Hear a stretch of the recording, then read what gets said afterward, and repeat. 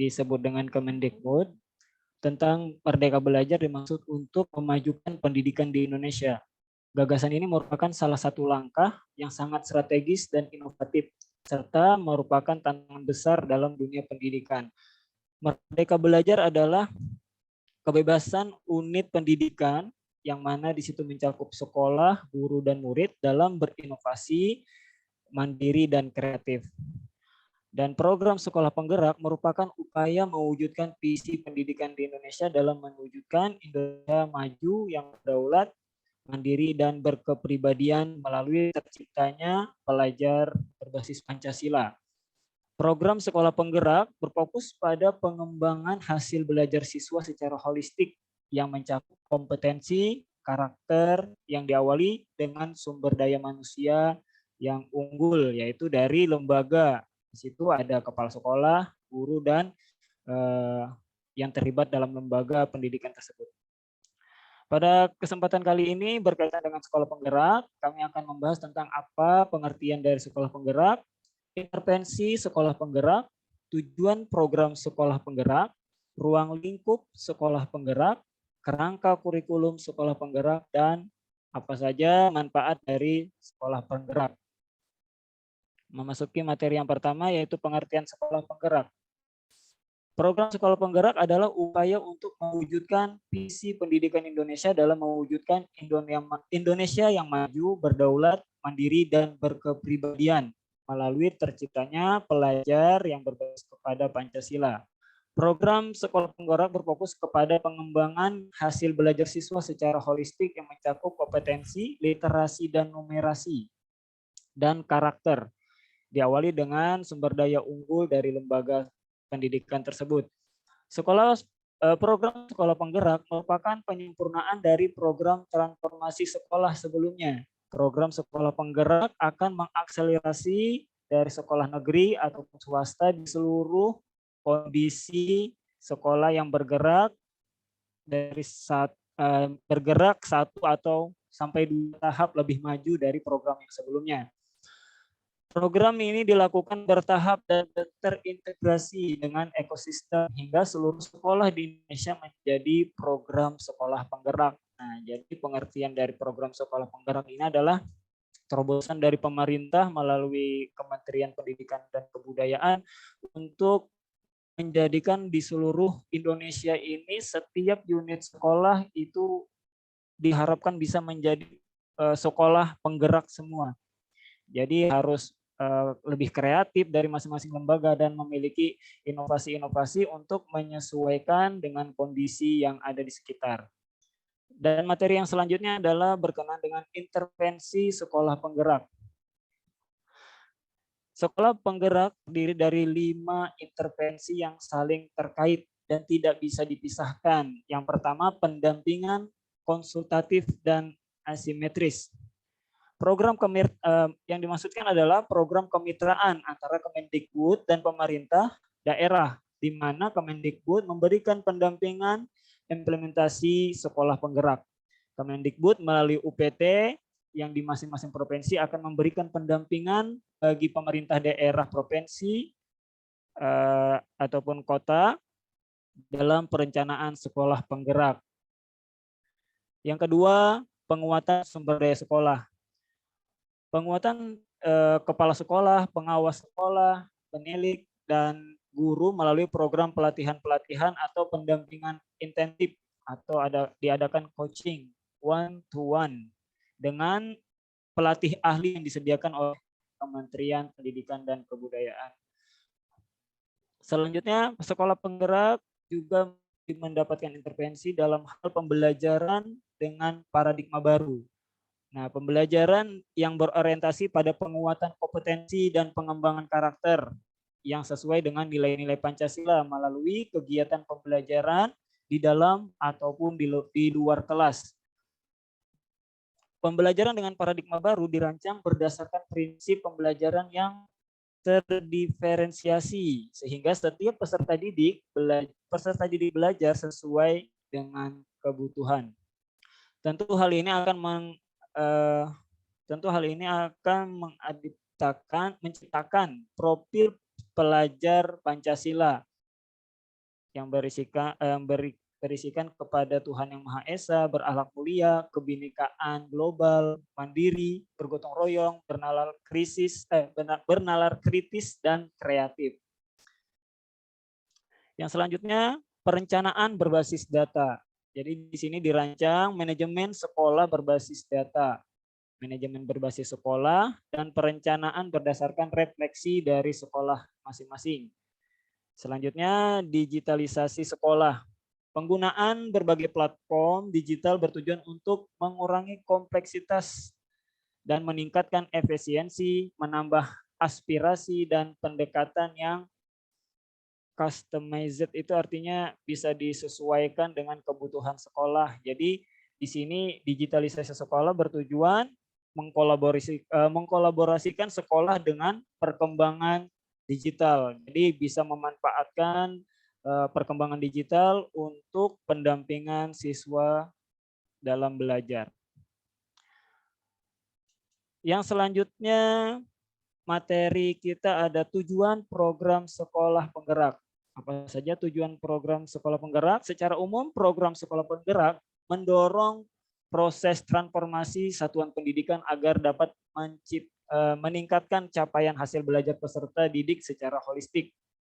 Dan tentu dalam tujuan yang diupayakan tersebut demi menghasilkan sumber daya manusia yang unggul, berkarakter, profesional, sehingga mampu mendukung pembangunan berkelanjutan yang akan datang. Jadi itu adalah tujuan dari sekolah penggerak, lebih intensif kepada sumber daya yang diinginkan ya. Dan secara spesifik program ini bertujuan yang pertama meningkatkan kompetensi dan karakter sesuai dengan profil pelajar Pancasila. Yang kedua, menjamin pemerataan kualitas pendidikan melalui program peningkatan kapasitas kepala sekolah yang mampu memimpin satuan pendidikan dalam mencapai pembelajaran yang berkualitas. Yang ketiga, membangun ekosistem pendidikan yang lebih kuat dan berfokus pada peningkatan kualitas. Yang keempat, menciptakan iklim kolaboratif bagi para pemangku kepentingan di bidang pendidikan, baik ruang lingkup sekolah, pemerintah daerah, maupun pemerintahan pusat. Selanjutnya, ruang lingkup program sekolah penggerak. Sebagaimana yang tercantum dalam keputusan Menteri Pendidikan dan Kebudayaan Riset dan Teknologi nomor 162 tahun 2021, bahwa ruang lingkup penyelenggaraan program sekolah penggerak meliputi yang pertama sosialisasi program sekolah penggerak, penetapan provinsi, kabupaten atau kota sebagai penyelenggara program sekolah penggerak. Yang ketiga, penetapan suatu pendidikan sebagai pelaksana program sekolah penggerak. Yang keempat, pelaksanaan kegiatan program sekolah penggerak pada pemerintah daerah, provinsi, atau kabupaten kota. Yang kelima, pelaksanaan kegiatan program sekolah penggerak pada satuan pendidikan. Dan yang keenam, evaluasi penyelenggaraan sekolah penggerak. Nah, itu adalah ruang lingkup dari program sekolah penggerak. Jadi ada keterkaitan antara pemerintah dan sekolahnya ya. Selanjutnya, kerangka kurikulum sekolah penggerak. Pembelajaran yang dilaksanakan pada program sekolah penggerak mengacu kepada profil pelajar Pancasila dalam rangka penguatan kompetensi dan karakter peserta didik sebagai salah satu komponen penting dalam pelaksanaan pembelajaran. Kerangka dasar kurikulum merupakan landasan utama dalam mengembangkan struktur kurikulum dan yang menjadi acuan pembelajaran. Kerangka dasar kurikulum mengarahkan kompetensi yang perlu dikuasai peserta didik, karakter yang perlu dibangun dan dikembangkan, serta materi pelajaran yang perlu dipelajari oleh peserta didik. Sebagaimana yang tercantum dalam keputusan Menteri Pendidikan, Kebudayaan, Riset, dan Teknologi yang dengan nomor 162 tahun 2021 itu menyampaikan bahwa kerangka dasar kurikulum terdiri dari struktur kurikulum, capaian pembelajaran, dan prinsip pembelajaran dan asesmen. Nah, ini sudah ditentukan untuk kerangka kurikulum itu dari Kementerian Pusat. Tinggal sekolahnya saja yang menjalankan bagaimana agar bisa diterapkan di sekolah dengan kondisi masing-masing. Selanjutnya, manfaat dari sekolah penggerak atau manfaat dari program sekolah penggerak. Yang pertama, manfaat bagi pemerintah daerah. Manfaatnya yang pertama, meningkatkan kompetensi sumber daya manusia di sekolah. Yang kedua, efek penggandaan dari sekolah penggerak ke sekolah lainnya. Selanjutnya, membuat pembelajaran lebih menarik dan menyenangkan. Mempercepat peningkatan mutu pendidikan di daerah. Yang kelima, peluang mendapatkan penghargaan sebagai daerah penggerak pendidikan. Yang keenam, menjadi daerah rujukan praktik baik dalam pengembangan sekolah penggerak. Dan yang selanjutnya manfaatnya adalah bagi sekolah. Dan bagi sekolah ini manfaatnya yang pertama, meningkatkan hasil mutu pendidikan dalam kurun waktu 3 tahun ajaran. Yang kedua, percepatan digitalisasi sekolah. Yang ketiga, percepatan pencapaian profil pelajar Pancasila. Yang keempat, meningkatkan kompetensi kepala sekolah dan guru. Yang kelima, kesempatan untuk menjadi katalis perubahan bagi sekolah lain. Yang keenam, mendapatkan pendampingan intensif untuk transformasi sekolah. Yang terakhir, memperoleh tambahan anggaran untuk pembelian bahan ajar bagi pembelajaran dengan paradigma baru, yaitu program sekolah penggerak itu. Jadi ada dua manfaat, pemerintah pun juga mendapatkan manfaat, pemerintah daerah dan sekolah yang melaksanakan juga akan mendapatkan manfaat. Dan untuk selanjutnya, kesimpulan dari materi kita pada hari ini ialah sekolah penggerak adalah upaya untuk mewujudkan visi pendidikan Indonesia dalam mewujudkan Indonesia maju yang berdaulat, mandiri, dan berkepribadian melalui terciptanya pelajar Pancasila.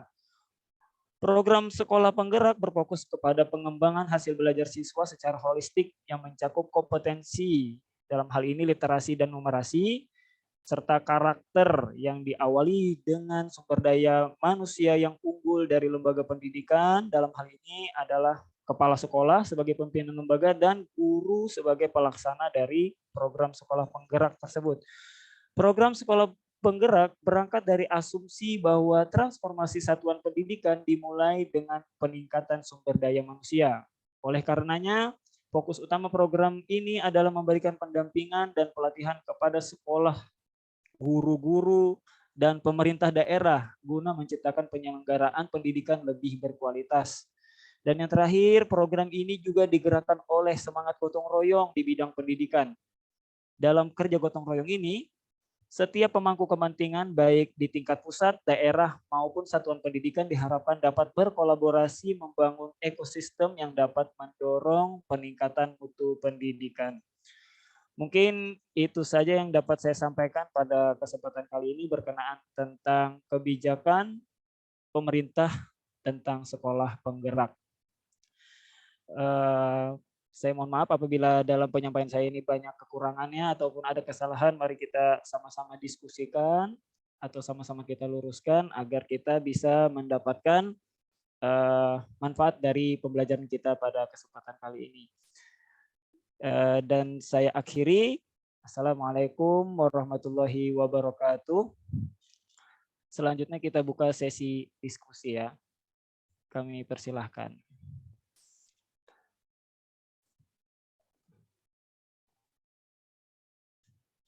Silakan kepada teman-teman atau rekan-rekan yang ingin menanyakan berkenaan materi perkuliahan kita pada hari ini.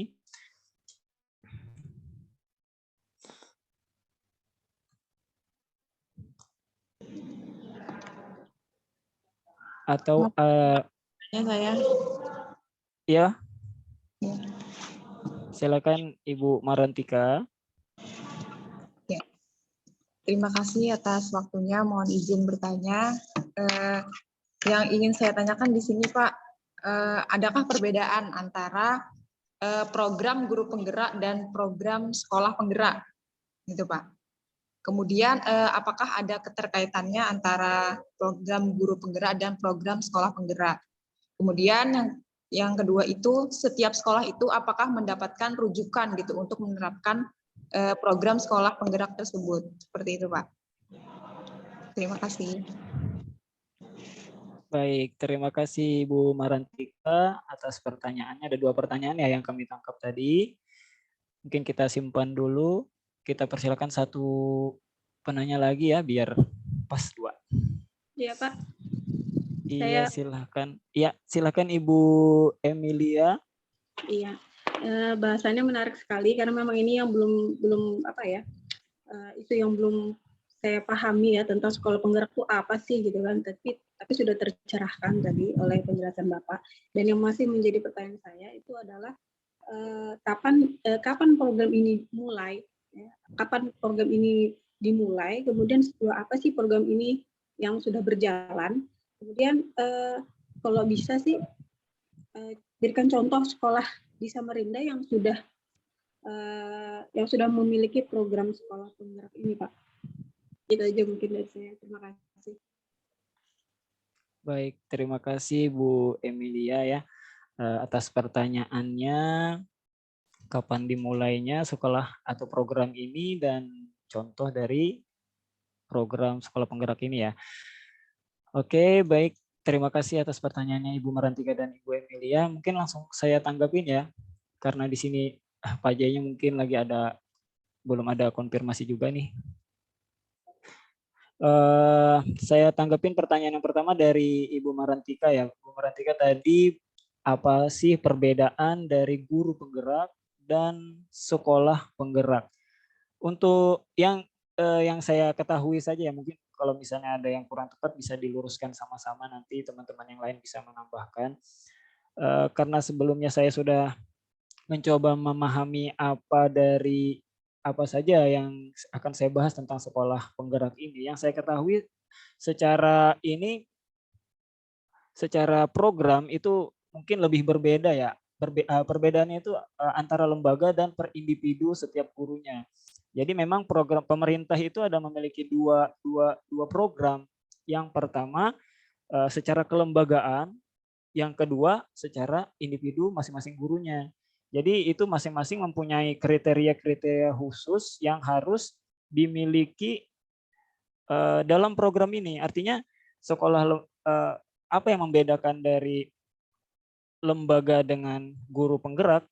Yaitu tadi sekolah penggerak dalam rangka pembinaan secara kelembagaan. Di situ membina secara struktural mulai dari pimpinan ya, di situ misalnya kepala sekolah dan guru-gurunya secara keseluruhan harus mengikuti bagaimana sebuah lembaga itu bisa berjalan secara model sekolah penggerak seperti ini loh. Harus bisa memaksimalkan apa yang dimiliki oleh sekolah dan bagaimana bisa mengikuti apa yang diprogramkan oleh pemerintah. Dan yang saya tangkap dari materi yang saya baca ini, di sini juga tidak bisa langsung diterapkan secara keseluruhan. Tidak secara seluruh si sekolah harus bisa mengikuti awal-awalnya ini ya, masih karena ini program baru. Yang saya tangkap tidak bisa semua sekolah menjalankan program ini karena ini punya apa namanya ini? Punya syarat khusus seperti itu ya. Punya syarat khusus yang bisa menjadi mungkin seperti permodelan sekolah dulu ya, sekolah model dulu. Artinya sekolah ini tidak bisa langsung semuanya menjalankan ini. Jadi sekolah itu harus memiliki memenuhi syarat dulu, ditunjuk oleh pusat memiliki ada pemerintahan daerah yang melihat bagaimana kelengkapan atau kesiapan sekolah ini untuk menjalankan program ini. Jika memang sudah memenuhi syarat untuk menjalankan program sekolah penggerak, maka itu akan dijadikan model dulu, dan bagaimana penerapannya. Jika pemerintah bisa membantu secara fasilitas, mungkin pemerintah akan membantu dulu memaksimalkan sekolah model ini, apakah dalam hal pembinaan guru-guru secara keseluruhan di dalam satu lembaga, atau dalam hal media pembelajarannya yang dibantu oleh pemerintah. Nah, jika sudah bisa berjalan efektif, kemungkinan akan diterapkan ke sekolah-sekolah lain. Berbeda halnya dengan guru penggerak. Yang sekilas saya tahu dari guru penggerak itu, ini sama seperti program apa namanya? PPG ya, PPG atau itu sertifikasi guru ya. Artinya guru-guru itu juga harus memiliki syarat khusus agar bisa menjadi guru penggerak. Yang saya tahu seperti itu. Jadi memang diukur sejauh mana profesionalnya guru itu untuk ditunjuk sebagai guru penggerak. Tujuannya ya mungkin tidak terlalu signifikan untuk lembaga, tapi untuk guru itu sendiri sebagai misalnya yang terpilih sebagai guru penggerak itu akan apa ya? Akan lebih ini memunculkan dirinya sendiri seperti itulah, bukan dalam hal tim atau kelembagaannya. Mungkin bisa dipahami ya Ibu Marantika ya. Jadi secara program mungkin berbeda, tapi tujuannya itu sama sebenarnya meningkatkan kompetensi guru dan lembaga seperti itu. Terus yang kedua tadi pertanyaannya apa ya, Bu Marantika? Sudah terjawab sih tadi Pak yang pertanyaan kedua. Oh gitu ya. Ya. Ya itu, makasih. Oke. Ya silakan tanggapannya mungkin Bu Marantika atau ada yang perlu diluruskan? Boleh menambahkan Kak Pak sedikit? Nah silahkan Ibu Rina Ya. ini sepertinya lebih memahami. Silakan Ibu Rina. Belum memahami juga sih, tapi sedikit mengetahui sedikit aja sih terkait dengan guru penggerak dan sekolah penggerak. Jadi kalau sekolah penggerak tadi betul, jadi dari Kementerian Pusat itu memilih sekolah, tetapi juga itu ada prosesnya, ada istilahnya nanti kepala sekolah mengisi dan lain sebagainya, banyak prosesnya. Itu salah satunya, jadi tidak serta-merta tiba-tiba ikut kayak gitu. Jadi seperti dapat undangan gitulah. Nah, itu sedikit tentang sekolah penggerak, dan itu memang luar biasa kerjanya nanti karena sekolah penggerak gitu. Kemudian kalau untuk guru penggerak tadi sedikit menambahkan terkait dengan keuntungan menjadi guru penggerak. Sekarang kalau untuk menjadi kepala sekolah harus ikut program guru penggerak. Seperti itu keuntungannya. Kemudian juga kriterianya juga minimal itu 5 tahun. 5 tahun mengajar seperti itu. Kemudian usia juga ditentukan. Seperti itu. Jadi memang ada kriteria tertentu dan betul yang disampaikan oleh Pak Saifuddin bahwa yang diuntungkan adalah guru itu sendiri. Karena sekarang itu ketika kita ingin maju, ya harus jadi guru penggerak. Kalau kita punya visi pingin jadi kepala sekolah, pingin sesuatu yang ingin untuk memajukan sekolah, ya kita sendiri harus jadi guru penggerak. Sekolah kita juga harus ikut sekolah penggerak, kemudian seperti itu. Kemudian juga menambahkan sekarang ada juga organisasi penggerak. Jadi organisasi penggerak ini yang dimiliki oleh di luar dari kementerian ya, dia kerjasama memilih sekolah-sekolah untuk ikut kegiatan tersebut. Jadi sekarang tuh memang lagi zamannya bergerak. Jadi mulai sekolah digerakkan, guru digerakkan, bahkan ada organisasi penggerak. Jadi tujuannya memang bagus untuk memajukan sekolah itu sendiri dan guru itu sendiri. Sedikit untuk menambahkan itu aja sih Pak. Terima kasih. Terima kasih banyak Ibu Rina Atis atas informasinya, tambahannya sangat ini ya, sangat mencerahkan sekali. Saya belum sampai ke sejauh itu. Yang saya ketahui ya program sekolah penggerak itu tadi sebagai bentukannya sertifikasi hanya untuk per orangnya itu saja, tetapi ternyata memang program pemerintah mensyaratkan untuk menjadi pemimpin lembaga itu harus jadi sekolah penggerak dulu ya, begitu ya Bu Rinatis ya? Guru penggeraknya terutama. Jadi kalau ingin nih suatu saat jadi kepala sekolah ya harus ikut program guru penggerak gitu. Kayak gitu. Dan itu ada tahapan-tahapannya memang banyak sekali seperti itu. Baik, terima kasih banyak Ibu Rina Atis. Sebelum kita lanjut ke pertanyaan kedua, kita sapa dulu sahabat Zainuddin yang sudah bergabung. Bagaimana kabarnya sahabat Zainuddin? Hadir Ustadz.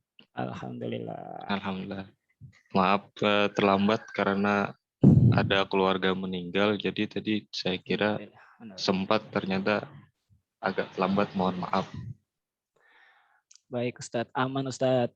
Mungkin bisa sambil diinikan lagi ya, kita sambil langsung sambung diskusi saja Ustadz Zainuddin. Materi tadi sudah saya coba sampaikan kepada teman-teman dan Pak dosen kita berkaitan dengan sekolah penggerak.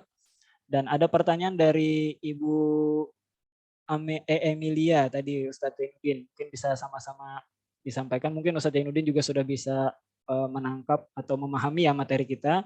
Beliau menanyakan ini Ustadz Zainuddin, kapan sih sekolah penggerak itu dimulai? Nah, kapan sekolah itu dimulai dan kalau misalnya sudah mulai, di mana ada contohnya gitu ya? Sekolah mana yang dijadikan contoh untuk di sekitaran kita ini? Mungkin di Samarinda, apakah Pak Ustadz Zainuddin pernah mendengar di Samarinda ada contoh sekolah penggerak dari program Kemendikbud ini? Bisa dijawab Ustadz Zainuddin? Mungkin saya dulu nanggepin. Oh ya, jadi yang saya ketahui dari program pemerintah tentang sekolah penggerak ini, kalau untuk mulai itu sepertinya ya masih sepertinya sih belum saya bisa memastikan ini. Sepertinya sudah mulai dicanangkan, tetapi masih bertahap ya Bu Emilia ya. Jadi sekolah penggerak ini imbas bisa kita lihat dari mana? Dari pergeseran antara kurikulum lama dengan program yang itu tadi sekolah merdeka yang tuntutannya adalah ke arah siswa kita yang lebih aktif, lebih kreatif dalam pembelajaran. Jadi dari hal itu artinya sudah mulai kita yang lembaga pendidikan ini mulai menjalankan apa yang diinstruksikan oleh Menteri Pendidikan itu tadi. Jadi sekolah juga dimaksimalkan, apalagi dengan keadaan kita yang kemarin sempat melewati masa pandemi itu ya. Sekolah harus cepat beradaptasi dengan media-media pembelajaran yang bisa digunakan untuk pembelajaran. Nah, jadi dengan adanya pandemik itu, itulah yang memberikan rangsangan kepada sekolah-sekolah untuk menjalankan program pemerintah yang mengharapkan sekolah bisa lebih aktif dalam pembelajaran, dalam pembinaan siswa-siswanya, dan itulah yang menjadi ukuran menurut saya yang menjadikan ini sudah mulai dijalankan programnya. Jadi kalau misalnya untuk pertanyaannya apakah ini sudah mulai berjalan, mulai kapan berjalannya? Ya dari awal keputusan menteri dalam hal pendidikan itu tadi di tahun 2021 itu artinya sudah mulai dijalankan, sekolah-sekolah bisa memaksimalkan media-media pembelajaran, apakah itu melalui HP atau laptop, komputer, internet yang tersedia, bagaimana caranya. Pemerintah juga mendukung dengan bantuan kuota-kuota, dan itu juga salah satu bentuk dari program ini sebenarnya. Jadi walaupun belajarnya menggunakan media, siswa harus tetap berkreasi. Artinya tugas-tugas mereka tetap laporkan bagaimana cara mereka berkreasi, berinovasi.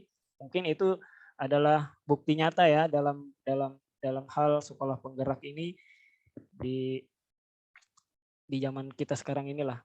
Dan untuk contoh sekolah penggerak, nah ini belum bisa saya jawab karena saya memang belum tahu ya di Samarinda ini di mana sekolah penggerak.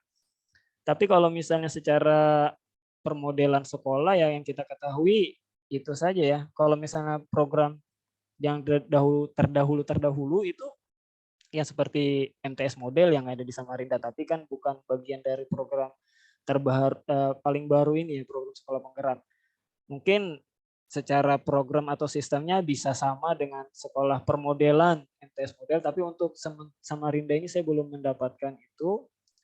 Dan hasil pengamatan saya sih sekolah penggerak di Samarinda ini hampir rata-rata sekolah yang bisa mengikuti sekolah penggerak itu sebenarnya hampir rata-rata sudah bisa, karena ya itu tadi berkat pandemi itu tadi, pandemi yang merubah sistem belajar tatap muka dengan cara online atau daring seperti itu. Mungkin itu bisa ditambahkan oleh Ustadz Zainuddin ya. Silakan Ustadz Zainuddin, mungkin ada tambahan berkaitan pertanyaan Ustazah Emilia tadi, silakan. Baik, terima kasih. Berkenaan dengan pertanyaannya kapan dimulai ya?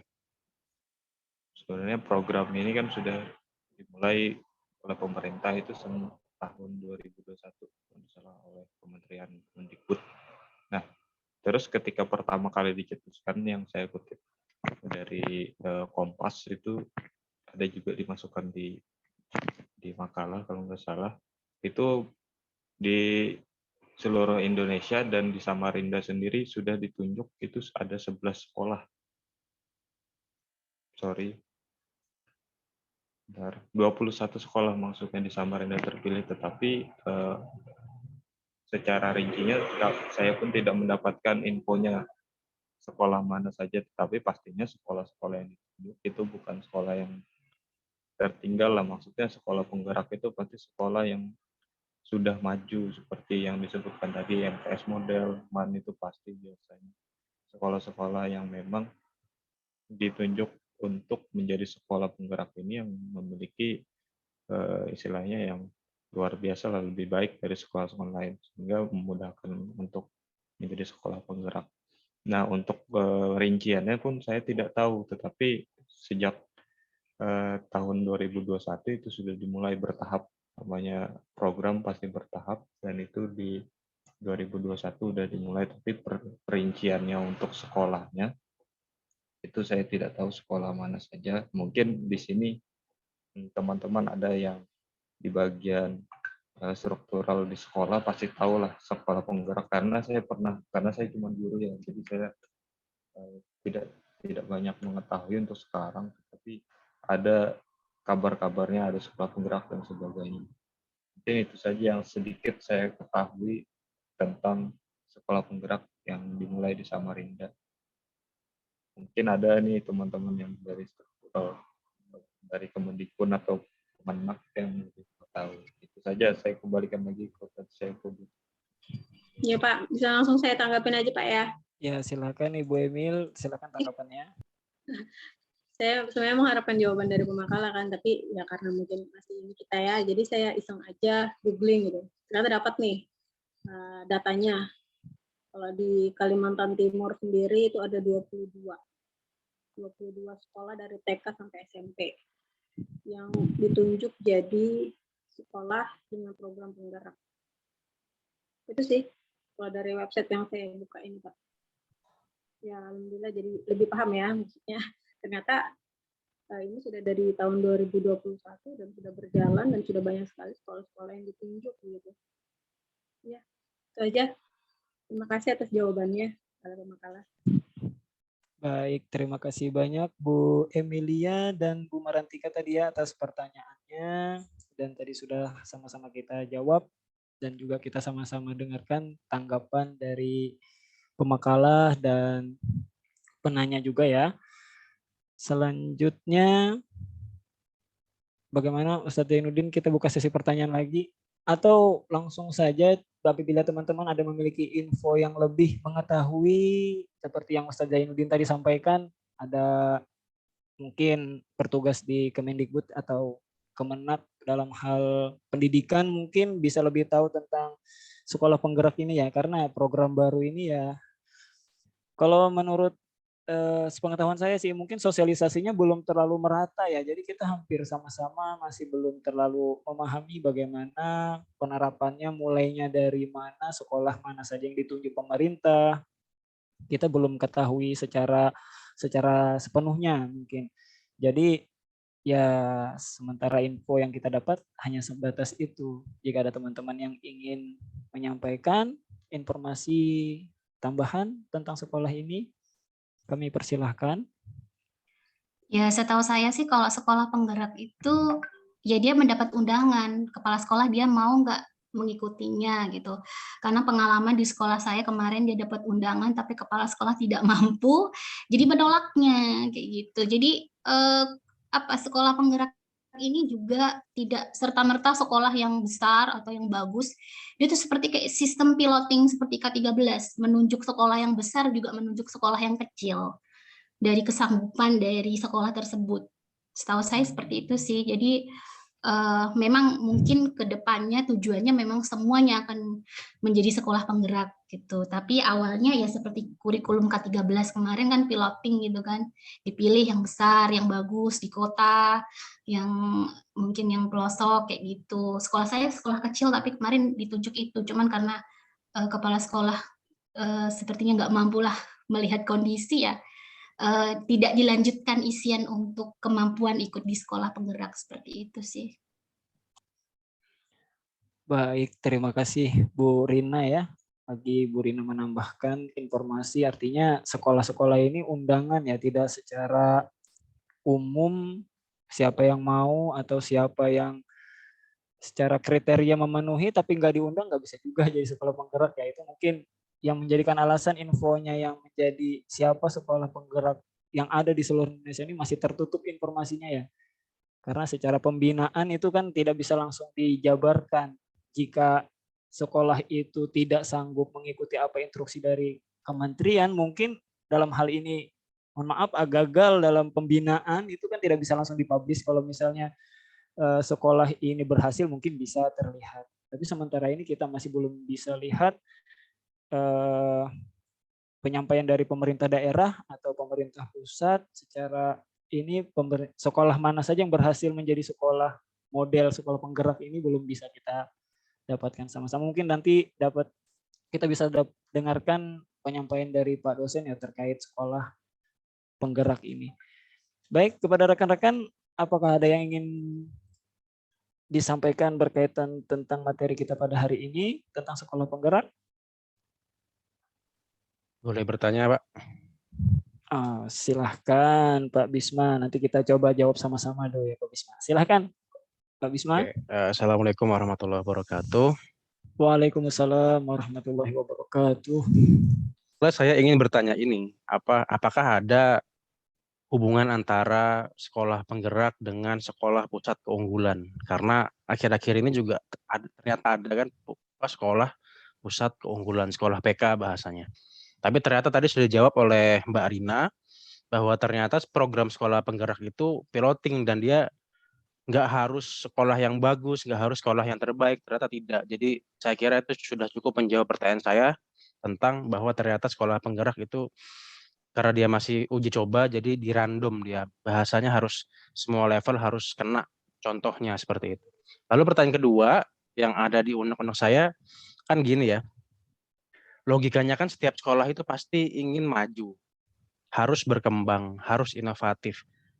Kalau tanpa embel-embel sekolah penggerak pun saya rasa semua sekolah dari dulu pasti dituntut seperti itu gitu loh, ya kan?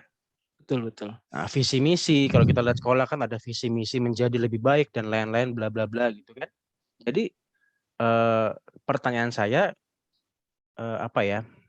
Kira-kira nanti program kerja sekolah penggerak ini yang konkret itu apa kira-kira? Apa yang menjadi pembeda dengan sekolah yang lainnya? Padahal kan semua sekolah saya yakin itu sama ujung-ujungnya pasti lebih baik, inovatif. Kalau kemarin masalah COVID, kalau hanya masalah teknologi juga pasti mereka beradaptasi semuanya tanpa harus menjadi embel-embel sekolah penggerak. Nah, apa yang menjadi kira-kira program kerjanya nyata tuh kira-kira nanti seperti apa? Bergerak di sektor apa? Apakah dia menjadi aktif ke masyarakat kah atau gimana gitu? Nah, itu kira-kira pertanyaan saya seperti itu, Ustaz. Apakah cuma embel-embel supaya keren aja kah gitu? Apakah kalau bahasa awamnya banyak kalau orang-orang yang apa namanya ya, awam lah ya, itu paling ini kata mereka gitu, itu paling programnya pemerintah aja buang-buang anggaran seperti itu biar ada kerjaan seperti itu. Nah, apakah cuma gitu doang gitu loh? Nah, bisa dipahami Pak Syaifuddin ya? Bisa Pak Ya oke. Bisma. Itu aja ini apa ya pikiran liar dari saya kira-kira apalah. Silakan ditanggapi kepada pemakalah. Baik, terima kasih banyak Pak Bisma atas pertanyaannya ya. Ada 2 pertanyaan tadi yang disampaikan oleh beliau berkaitan dengan sekolah penggerak dan sekolah unggulan ya. Jadi memang sudah terjawab juga tadi oleh Ibu Rina Atis bagaimana sekolah penggerak itu ya sistemnya mengikuti pemerintah yang dipilih secara random ya, betul tadi ya. Dan yang pertanyaan kedua bagaimana kelanjutan dari program sekolah program penggerak ya. Mungkin nanti ini akan ditanggapi oleh Ustadz Zainuddin ya. Tadi sudah bisa ditangkap pertanyaannya dari Ustadz Bisma. Apakah sekolah penggerak ini juga apa yang menjadikan pembeda dengan program-program yang sebelumnya? Apakah cuma sekolah penggerak yang hanya sekedar embel-embel atau program pemerintah? Dalam hal ini mungkin program yang diada-adakan untuk memutar dana pemerintah seperti itu ya. Biasanya masyarakat berasumsinya seperti itu ya. Bagaimana Ustadz Zainuddin? Bisa langsung ditangkap tadi ya secara keseluruhan dari pertanyaan Ustadz Bisma. Silahkan ditanggapi. Sudah saya tangkap pertanyaannya ya. Jadi tadi terima kasih Ibu Rina sudah menyampaikan pengetahuannya tentang di sekolahnya. Jadi itu menyatakan bahwasanya sekolah penggerak itu diundang dan boleh ditolak gitu ya.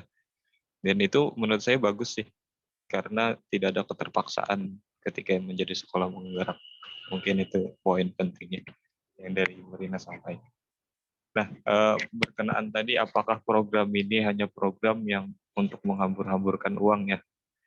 Menurut saya sih ya namanya di Indonesia ya, rata-rata pasti setiap program itu menghamburkan uang. Tetapi mungkin menurut saya dan juga pendapat dari saya lah, artinya ketika ada program di sekolah, pastinya kan itu samar-samar lah, dalam artian berubah dari satu ke satu. Jangankan itu, kurikulum pun ketika berubah kok ini banyak kemiripan, karena palingan yang dirubah sedikit aja. Nah, di program penggerak ini,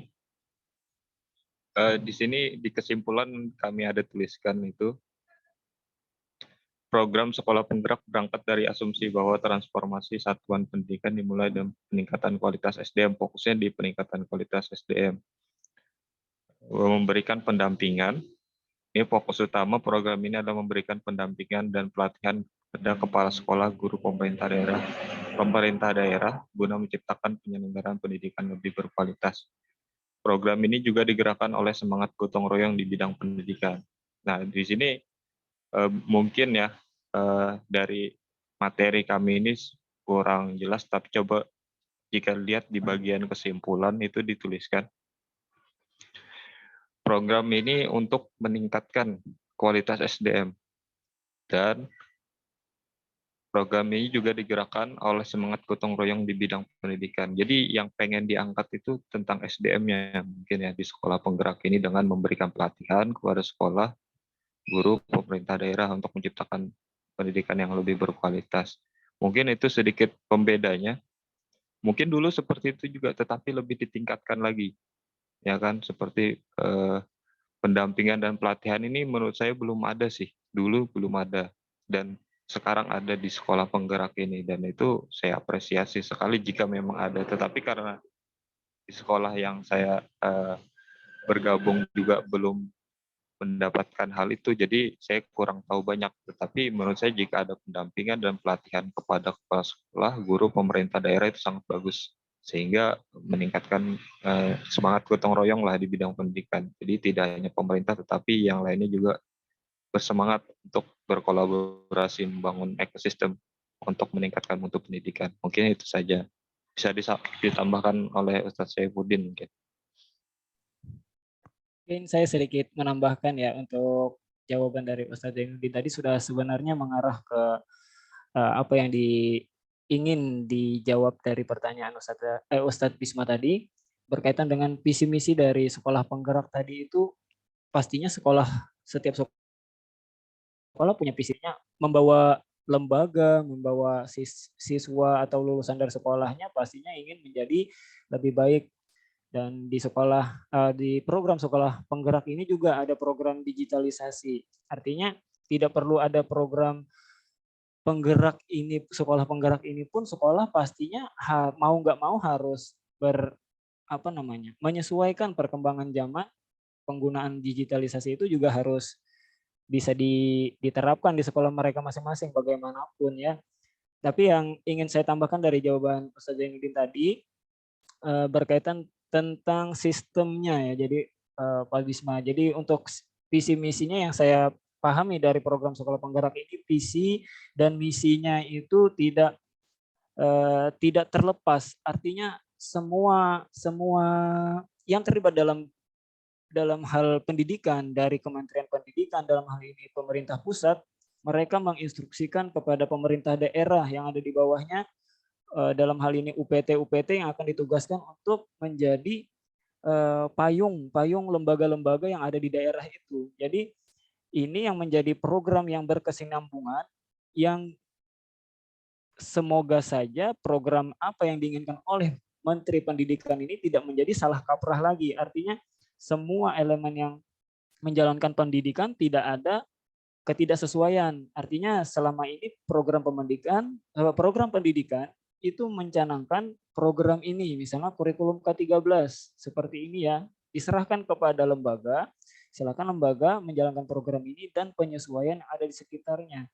Dan hal ini sangat riskan, artinya sangat-sangat bisa terjadi lepas kontrol seperti itu. Jadi ini yang menjadikan program itu tidak maksimal, tidak sesuai apa yang dijadikan visi di awal program itu. Jadi untuk sekolah penggerak ini mereka menunjuk jajaran ada di bawahnya, sehingga ada lagi di bawahnya, semua itu akan bersambung sampai ke lembaga pendidikan ada di bawahnya. Misalnya dari awal akan memilih sekolah model untuk program penggerak ini, mereka akan betul-betul pembinaan, mau lembaganya atau guru-gurunya, bagaimana sistem sekolah penggerak harus dijalankan. Jadi betul-betul termonitor. Dan itu yang menjadi pembeda sepertinya. Kalau misalnya untuk penggunaan digitalisasi, ya itu pendampingan pemerintah saja ya, mungkin yang sekolah yang sudah ditunjuk akan didukung fasilitas yang mumpuni agar memang maksimal program sekolah penggerak ini dalam menciptakan sumber daya manusia yang melalui lulusan-lulusan tadi bisa memiliki karakter, dan yang kita sudah ketahui bersama itu tadi ya, tujuan-tujuan pemerintah dalam dalam memajukan pendidikan yang ada di Indonesia. Mungkin bisa dipahami ya Ustadz Bisma ya. Itulah penjabaran dari kami. Mungkin apabila ada yang masih dibingungkan, mungkin bisa kita sharing sama teman-teman yang lain. Silakan Ustadz Bisma tanggapannya. Oke, baik, sangat jelas dan padat. Jadi saya juga setuju mungkin membuka pikiran saya bahwa ini sistemnya kalau bahasanya orang Banjar itu terintegrasi gitu ya. Jadi betul-betul program dari pemerintah untuk mendampingi visi misi sekolah tadi yang harus menjadi inovatif, berkembang dan bergerak. Lalu tadi saya juga tercerahkan oleh jawaban Bang Zai tentang digitalisasi media, bahasa teknologi gitu ya. Mungkin karena kemarin kita sempat 2 tahun belajar online COVID, jadi banyak kayak ditampar ini guru-guru kan. Kayak apa ngajarnya kalau online gitu. Akhirnya banyak guru yang memang jujur nggak bisa, mereka bingung kayak apa caranya ngajar online gitu kan, buka laptop aja masih bingung-bingung gitu. Nah, akhirnya mungkin dari situ pemerintah mungkin melek gitu ya, bahwa ternyata guru-guru banyak yang belum tersentuh dengan teknologi, makanya lebih ditingkatkan lagi di sisi teknologinya. Mungkin sih ini kesimpulan saya mungkin ke situ. Oke, terima kasih jawabannya Bang Jai dan Bang Saifuddin. Saya kembalikan lagi ke forum.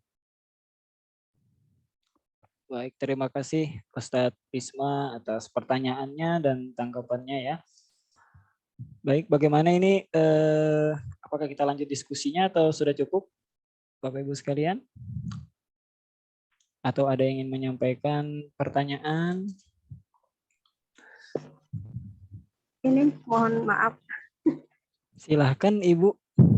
Ya, Ibu Emil. saya sambil menyimak teman-teman diskusi ya dari kan literasi sedikit. Nah, kebetulan ini saya buka web dan di situ ada wawancara dengan Menteri Pak Nadiem Makarim sendiri. Jadi ini saya ngutip aja ya perkataan beliau.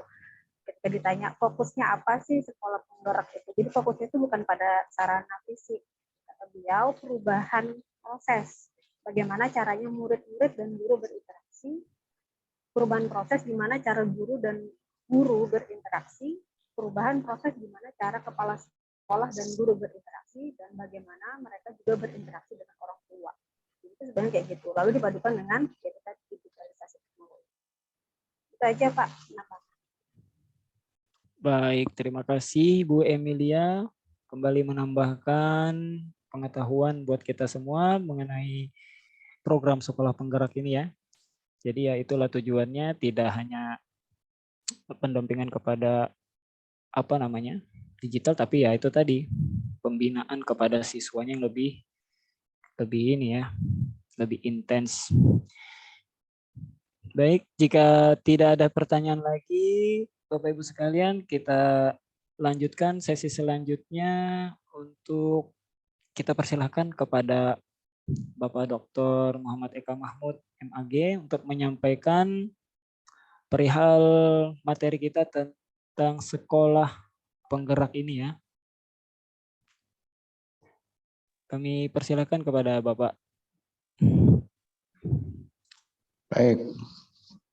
Assalamualaikum warahmatullahi wabarakatuh.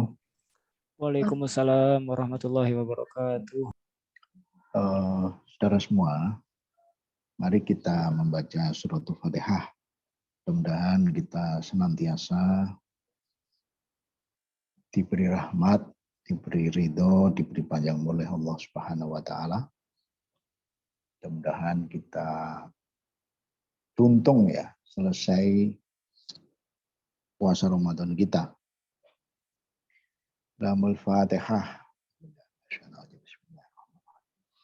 Alhamdulillah.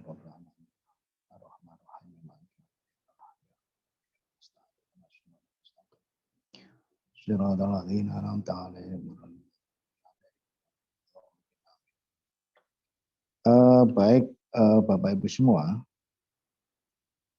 diskusinya saya ikut menyimak, cukup menarik ya, karena ini adalah hal yang baru. Walaupun toh sebenarnya model lama begitu ya.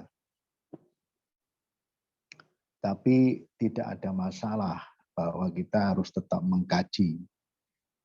Berhusnudzon aja, program pemerintah ini adalah program yang baik. Tidak mungkin pemerintah itu mengajak kepada kejelekan.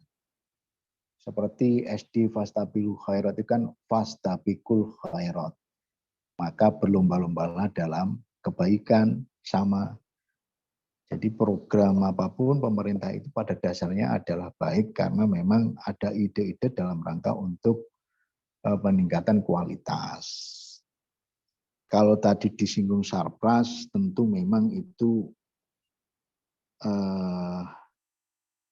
yang notabene kalau ada pembangunan dan lain sebagainya. Titik tolak untuk program sekolah penggerak itu, saudara semua, tentu bukan Sarprasnya ya. Kalau tidak salah memang ini berangkat dari pelatihan-pelatihan yang diadakan oleh termasuk Tanoto Foundation dan beberapa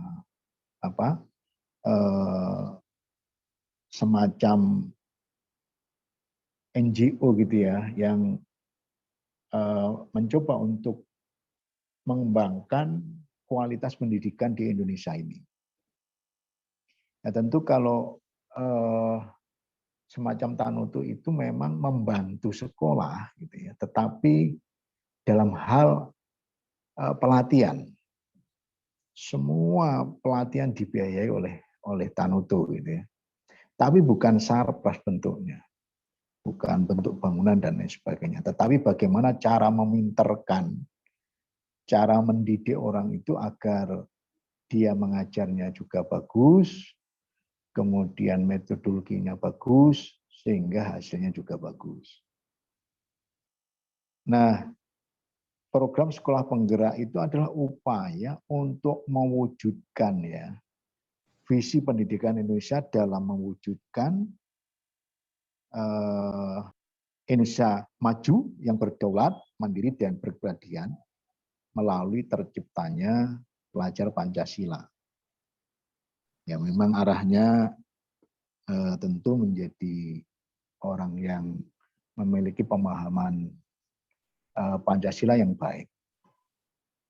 Karena memang banyak notabene catatan-catatan jangan sampai Pancasila ini dirubah gitulah intinya. Dirongrong akhirnya dirubah menjadi ideologi yang berbeda. Dalam rangka memang untuk membentengi itu. Kalau di Kementerian Agama itu kan ada namanya program, ini kebijakan juga, moderasi beragama. Itu untuk antisipasi apa? Ya untuk mengantisipasi agar paham radikal yang mana menyalahkan orang dalam hal pemahaman keagamaan, mengkafirkan orang dalam hal pemahaman keagamaan itu menjadi minim gitu loh ya. Untuk dibasmi memang susah, tetapi tetap bagaimana untuk bisa mengendalikan tingkat pemahaman yang menyalahkan dan mengkafirkan orang itu tidak banyak gitu loh.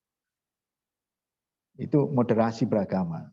Sehingga bagaimana bahwa nilai-nilai Islam Wasatiyah itu mampu diimplementasikan dalam kehidupan. Tentu kalau moderasi beragama atau nilai Islam Wasatiyah itu diantaranya kan tawazun gitu ya. Hidup itu harus seimbang gitu. Antara dunia juga akhiratnya. Wa bataghi fima ataqallahu darul akhirata wa tangsa nasibaka minad dunya. Oke lah, cari akhiratmu untuk selama-lamanya, tapi jangan lupa dunia itu juga untuk mengantarkan akhirat. Jadi itu ada tawazun, keseimbangan hidup itu ya. Tidak hanya ukhrawi, duniawi pun juga perlu sebagai pengantar akhirat. Ada tasamuh. Tasamuh itu adalah untuk saling menghormati, saling menghargai adanya perbedaan. Karena bangsa Indonesia ini kan beraneka macam suku, agama, ya, bahasa dan seterusnya. Maka memang harus menghargai. Jangan sampai menjadi persoalan kita yang sudah bineka. Memang Indonesia itu cukup luas, Bapak Ibu sekalian. Mau berbuat gini juga bingung, gini juga bingung. Karena jumlah pulaunya saja paling banyak di dunia ini. Jumlah bahasanya paling banyak di dunia ini. Gitu ya. Termasuk jumlah penduduknya juga tinggi. Kalau Bapak Ibu menghitung dari Sabang sampai Pulau Rote atau Sabang sampai Merauke itu luar biasa. Nggak ada negara yang sebesar Indonesia itu. Nah, maka memang harus ada saling menghargai adanya perbedaan. Tidak bisa memang dijadikan satu. Di dalam Al-Quran kan juga disampaikan oleh Allah bahwa Allah itu sebenarnya sangat mudah untuk menjadikan satu umatan, tapi bukan itu yang dikehendaki Allah. Sehingga muncul ya ayuhan nasu inna khalaqnakum min dzakari wa unsa wa ja'alnakum syu'uban wa qabaila lita'arafu. Ada tawazun, tasamu, kemudian juga al-adl gitu, asyura, al-adl ya harus adil, kemudian asyura bermusyawarah, tidak boleh menentukan ini dan sendirian, tetapi bagaimana mampu berkolaborasi atau kerjasama. Ini di antara kebijakan yang ada di Kementerian Agama tentang moderasi agama. Tetapi kemudian yang terkait dengan pendidikan sekolah penggerak, gitu ya. Kebetulan ada banyak dosen-dosen kita ini yang daftar itu untuk masuk di ini program sekolah penggerak. Nanti yang melatih guru-guru itu dan kepala sekolah. Ya latihannya ke Jakarta dulu. Nanti ngelatih ke sekolah-sekolah gitu ya. Ya kayak kita kemarin kalau di Tanoto ya begitu Pak, Bapak Ibu sekalian.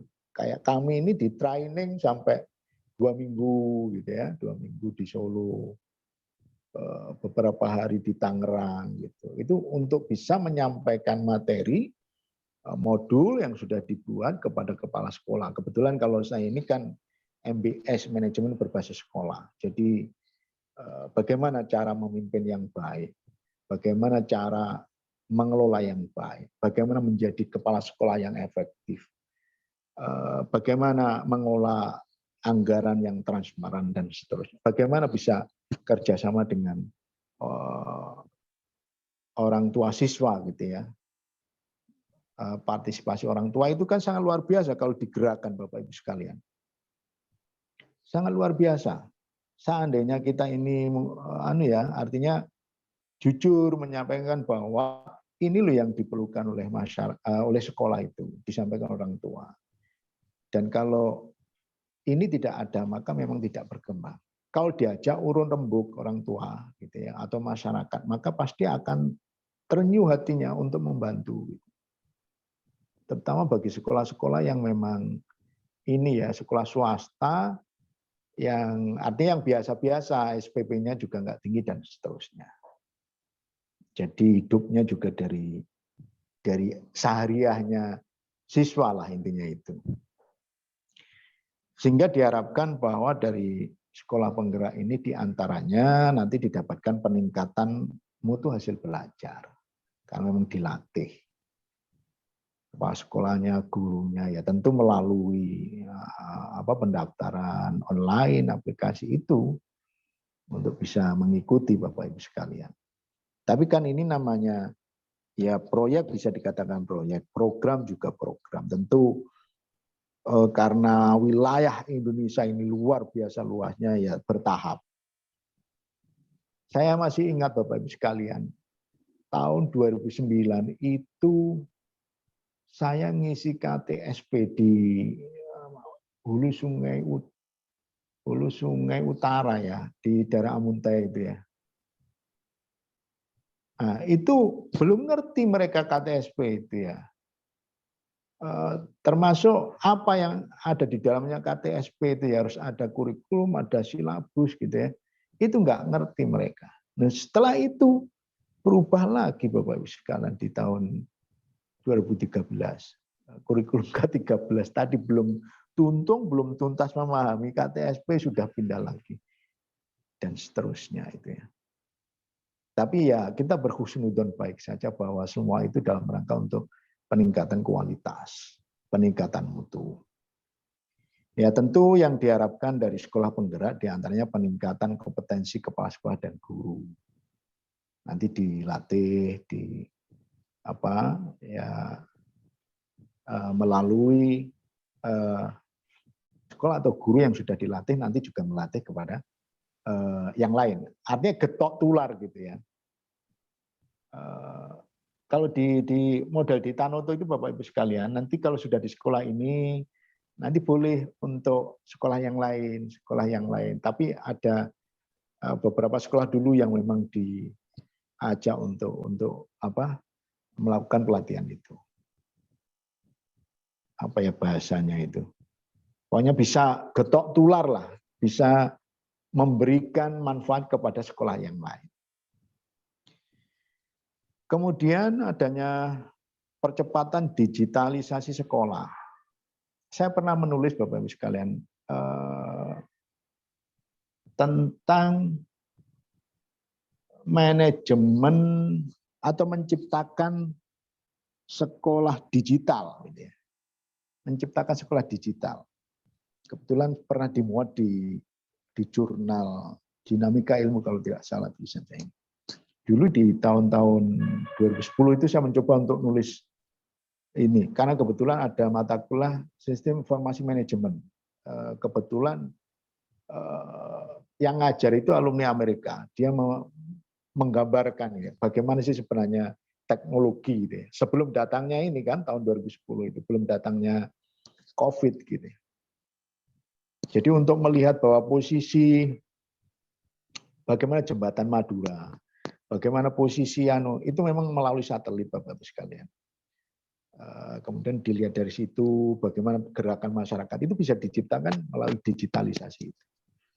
Sehingga sebenarnya memang sudah saatnya bahwa kita ini harus menciptakan sekolah digital. Di kelas sudah digital gitu. Kalau di kampus kita sudah banyak di digitalisasi programnya ya kayak dulu barcode itu udah lama, barcode absen itu ya. Terus kemudian bayar SPP, KRS dan seterusnya itu sudah digital. Itu termasuk digitalisasi. Yang bagus lagi ketika pembelajarannya kita masuk sudah di dalam komputer, kita tinggal nyentuh, ceret-ceret, memang sudah semua tersambung dengan internet. Itu namanya digitalisasi. Yang menjadi pertanyaan kan tidak semua guru katanya tadi, tidak semua kepala sekolah itu ngerti tentang IT. Maka sudah saatnya lah didampingi gitu ya. Sudah saatnya lah diajari gitu. Dengan program-program yang semacam ini. Kemudian diharapkan ada kesempatan menjadi katalis perubahan. Sekolah inilah yang akan menjadi nanti merubah kepada yang lain lah, getok tular tadi. Dari satu, Bapak Ibu diikutkan pelatihan, nanti mengajari yang lainnya ada di sekolah itu, yang sama-sama Bapak Ibu yang dalam satu sekolah, yang tidak ikut pelatihan. Itu namanya menyampaikan ya ilmu yang didapat. Kemudian percepatan pencapaian profil pelajar Pancasila ini selalu ada yang tadi ya saya sampaikan tadi. Menjadi manusia yang berpancasila itu kan. Ya, Pancasila itu bukan togut ya. Hanya dasar saja, dasar negara gitu ya. Ya semuanya tetap menyembah kepada Allah, bukan menyembah pada Pancasila. Nilai-nilai yang ada dalam Pancasila itu memang sudah kesepakatan para ulama untuk memang dilaksanakan oleh rakyat Indonesia gitu ya.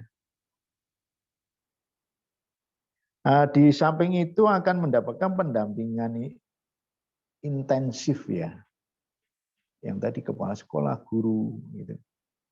Agar bisa memahami materi yang disampaikan dari sekolah penggerak. Itu pasti ada materinya Bapak Ibu sekalian. Ikuti aja kalau memang ada ini ya. Saya lihat kemarin teman-teman yang ikut itu ya mengisi formulir, kemudian setelah itu melengkapi berkas dan dokumennya, setelah itu dipanggil untuk ikut pelatihan. Nah, waktu itu saya diajak, tapi nggak mau, nanti waktunya bingung nih Bu, waktu untuk bagi. Kemarin aja yang ikut di Tanut itu bingung, saya bagi waktunya, ini gimana caranya untuk bisa semuanya jalan ya antara fakultas sama kegiatan yang ada di ini ya di Tanoto itu gitu ya. Ya karena agak ribet ketika kita harus bekerja ya. Ini kan hari-hari kayak begini nih Bu, Bapak Ibu. Saya dari pagi tanda tangan itu sih cukup banyak sekali gitu ya. Kayak transkrip macam-macam. Kalau itu ditinggalkan masalah nanti nggak jalan. Kasihan para mahasiswa. Ya di satu sisi ini kita sebenarnya butuh pencerahan terhadap ilmu-ilmu yang baru, tapi di sisi yang lain perlu juga yang lain untuk mendapatkan perhatian. Ya tadi ada memperoleh tambahan anggaran ya untuk khususnya adalah peningkatan kualitas.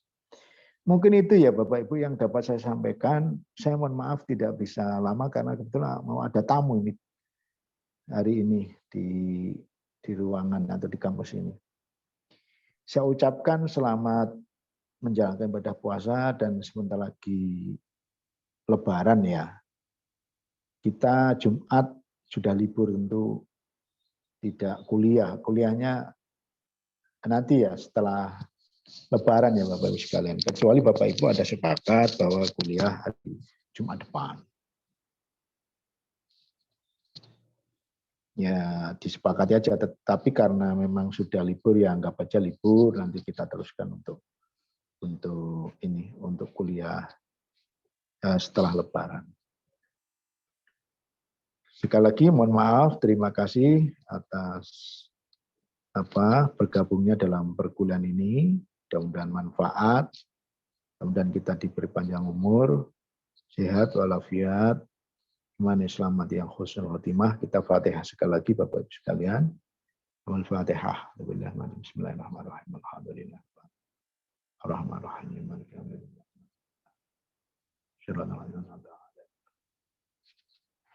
Baik, Bapak Ibu, masuk semua ya hari ini ya. Berapa? Jumlah Ada dua. Satu enggak hadir, Ustaz. Said. siapa? Atas nama Said enggak ada, Pak. Oh gitu. Sakitkah beliau? Selama perkuliahan belum pernah masuk, Pak. Oh, kalau nggak pernah masuk ya berarti nggak aktif. Tidak aktif sepertinya, Pak. Ya, tapi kalau absennya coba namanya Said ya, coba tak saya cek. Said Abdillah, Pak. Enggak, dia absen enggak? Coba kalau absen kan bahaya itu. Sebentar.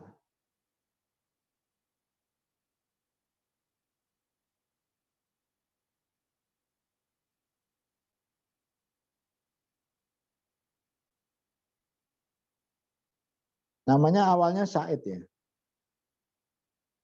Iya, Pak.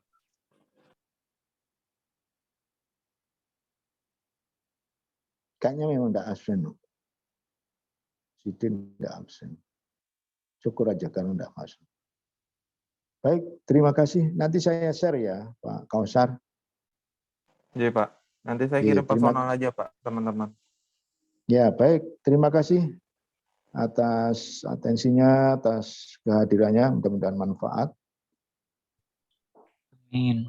Saya akhiri dengan salam. Wassalamualaikum warahmatullahi wabarakatuh.